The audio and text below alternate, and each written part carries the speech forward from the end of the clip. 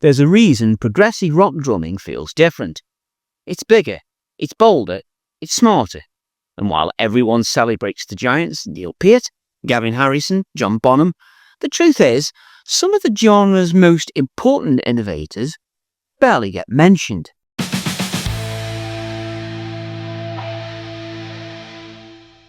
Today, I'm changing that. I'm running through 5 prog rock drummers that you should know, but probably don't. Those rhythmic architects who shapes the sound of prog from behind the curtain. Now, if you love complex grooves, fearless creativity, and musicians who rewrote the rules of drumming, then you're in the right place. Let's dive in, shall we? So in this video, I'm looking to tear down the myths and shine a spotlight on the 5 most underrated prog rock drummers who deserve far more recognition than they've ever received. Now, before we begin, let's quickly set the criteria for what is underrated. I'm looking for drummers who innovated in ways most people never noticed, who helped define their band's sound, who influenced others without getting credit, or got overshadowed by bigger personalities or eccentric bands. That sounds good? Most people know Gong for their psychedelic weirdness.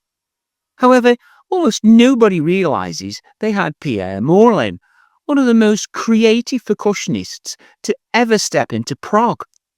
Now, if you've never heard of Esnulia, then that's your homework after this video. Go ahead and go and have a listen to it to find out what a brilliant drummer he is.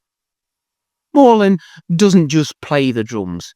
He constructs rhythmic structures, vibes, marimbas, tuned percussion.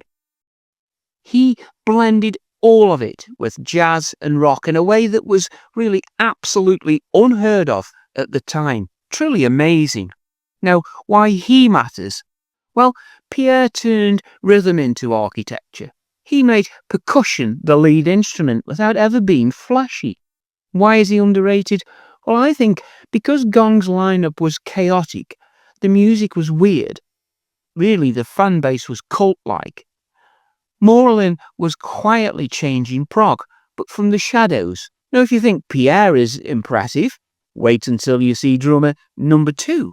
Loads have asked for this one, and Barriemore Barlow is often called the greatest rock drummer England ever produced. High praise indeed. And yet, most casual listeners couldn't really pick him out of a lineup. Closely listen to Thick as a Brick. Every fill, every transition, every moment.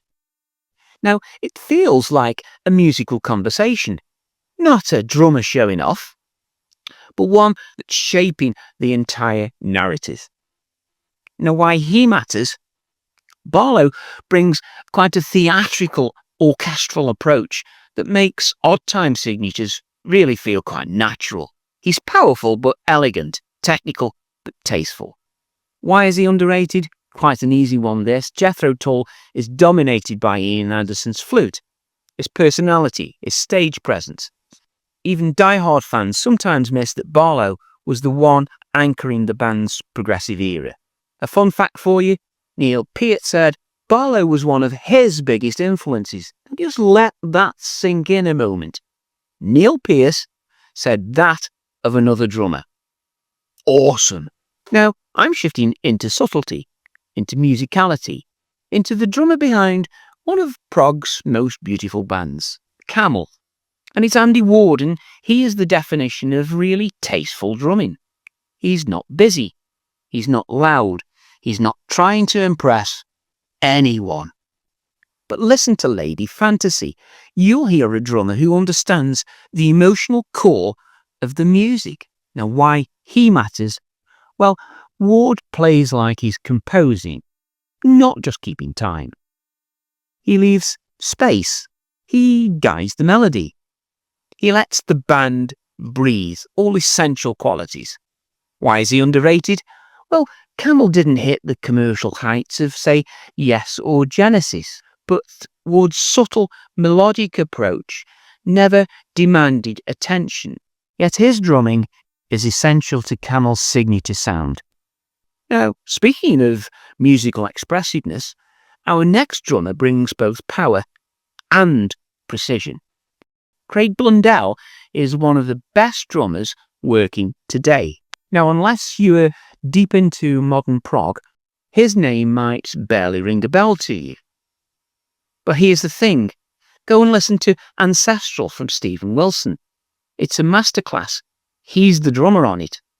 Polyrhythms, metric modulation, atmospheric textures, and all of it delivered with absolute control.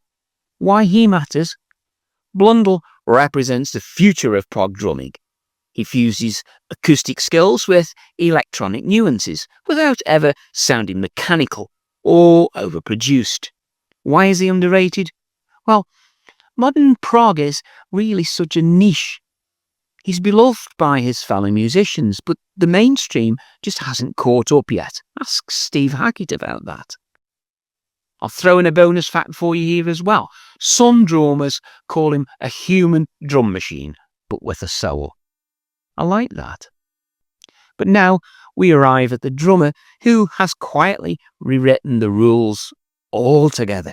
Now, if you want innovation, if you want experimentation, if you want someone who completely redefined what drums can be in a progressive context, you want Pat Mastelotto. King Crimson's later years were rhythmic laboratories. Pat was at the centre of it all. Listen to Level 5 or The Construction of Light. And what you'll get here is layers upon layers of percussion, acoustic drums fused with electronic textures, loops, samples, triggers, and sounds that you won't hear from any other drummer, believe me. Now, why he matters? Well, Pat isn't just a drummer. He's a sound designer. He creates textures, landscapes, and rhythmic architectures that really redefine what prog can sound like. Why is he underrated? Well, Crimson's constant lineup changes and their hyper-experimental nature. And this really meant that individual players don't always get recognised. But Pat doesn't chase the spotlight. He chases creativity instead.